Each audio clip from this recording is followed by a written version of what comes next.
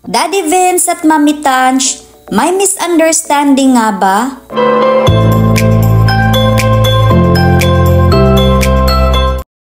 Tila may tensyon na namamagitan kina Daddy Vince at Mommy Tanch. Ilang buwan na nating napapansin na hindi na dinadalaw ni Daddy Vince si Tali sa Amerika. Wala ring kumpirmasyon kung talagang wala itong flight pa San Francisco or sadyang pinagbabawalan makita si Baby Tali.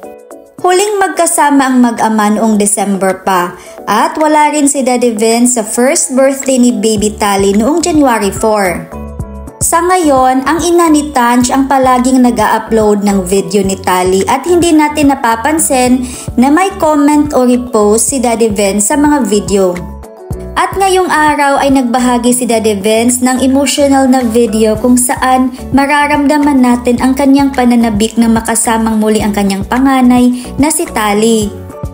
Makikita natin sa video ang kanilang memories together na na-miss din natin. Ito yung panahong dinala si Tali from Butuan at nakasama ni na Daddy Vince at Papa John ng halos 3 buwan bago dalhin sa Amerika. Kitang-kita natin ang saya ng mag-ama sa panahong ito. Nakita natin kung gaano ka-attentive si Baby Tali.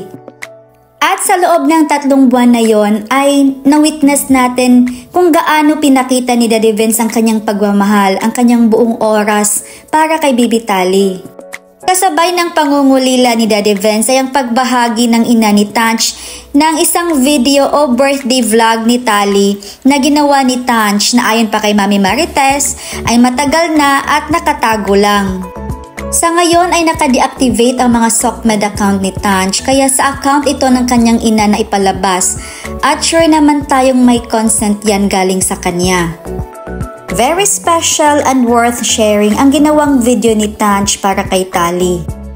Simple man ang birthday celebration ni Baby Tali, ngunit ito ay ginawa ng buong pagmamahal. Kaya tanong ngayon ng mga netizens kung isa kaya sa rason ang mga birthday celebration ang dahilan ng kanilang hindi pagkakaunawaan? May selosan kayang nagaganap sa di pantay na atensyon na nakukuha ng mga bata? Alam natin na malaking factor ang time zone difference at location ng mga bata, kaya di maiwasan na posibleng magkaroon ng issue sa oras na naibibigay o atensyon. Dalangin ng mga fans na sana maayos ito sa madaling panahon at hindi madadamay ang mga bata sa problema ng magulang kung meron man.